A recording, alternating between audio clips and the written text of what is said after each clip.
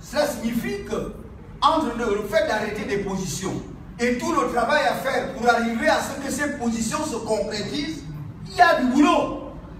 Et c'est ce boulot que les responsables du Front, de l'Union nationale, et chaque citoyen, chaque partisan de l'alternance doit s'engager dans ce mouvement-là. Ce n'est pas une affaire où simplement on va interroger les responsables du Front, est-ce que vous allez faire ceci, est-ce que et puis, et on va attendre 15 jours, on apprenne, étant couché dans son lit, que le Front a engagé la bataille contre le pouvoir, et puis on arrivera, lorsque la bataille sera terminée, on verra qui aura gagné la bataille. Non.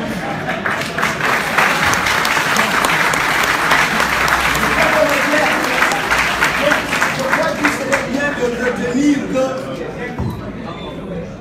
le jour où vous serez officiellement informé de l'arrivée du président André Baobab, chacune et chacun doivent se préparer à lui rendre l'hommage le plus solennel.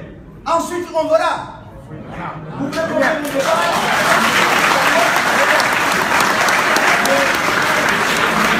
Si le pouvoir dit qu'il ne faut pas faire aller à tel endroit, est-ce que vous allez le suivre ou pas? Nous ne pouvons pas répondre à ce type de questions maintenant. Et ce serait très maladroit de chercher à répondre à ce genre de questions maintenant. Repartons avec l'idée qu'il faille se mobiliser pour que les obsèques d'André Baobab soient à la hauteur de ce qu'il a été de son vivant. Voilà la détermination que nous devons avoir ici. Bon, je reviens. L'ambassade du Bénin a été incendiée.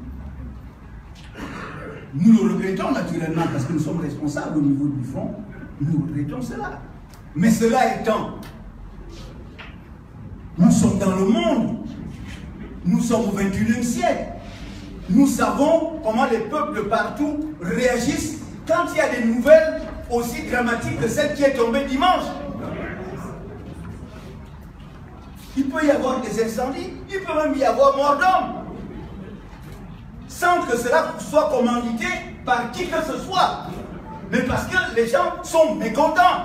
Le peuple gabonais est mécontent de ce qui est arrivé. Ça peut expliquer qu'il puisse y avoir des dérapages de telle ou telle manière.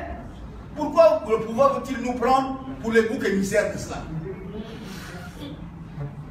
Et puis, moi je mets les pieds dans le plat. Pourquoi c'est cette ambassade qui a été incendiée?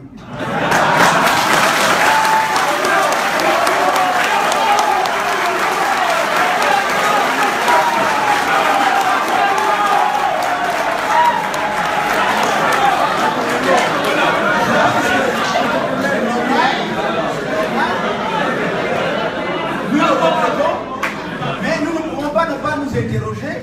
Ce n'est pas l'ambassade de Russie, ce n'est pas l'ambassade de Suprême. C'est une ambassade qui a été. Donc, il y a des effets ras-le-bol qui finiront par se produire lorsque les choses perdurent, comme c'est le cas. On ne peut pas ne pas le dire. Ça ne veut pas dire qu'on encourage à incendier les ambassades.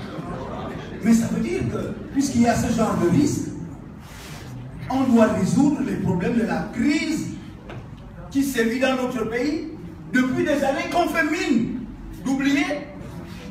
Mais vous pouvez faire semblant de ne pas voir la réalité, mais la réalité vous rattrape toujours.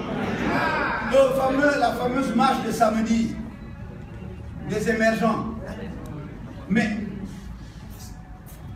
on veut la paix, on se bat pour la paix, mais finalement les gens disaient qu'il n'y a pas de crise. Mais s'il n'y a pas de crise, où est la menace pour la paix pour laquelle on va organiser une si grande marche? Ça veut donc dire que ceux qui jusque-là faisaient semblant de dire qu'il n'y a pas de problème, tout va pour le mieux. Laissez-nous avancer. Est-ce que ce slogan existe encore aujourd'hui? Laissez-nous avancer.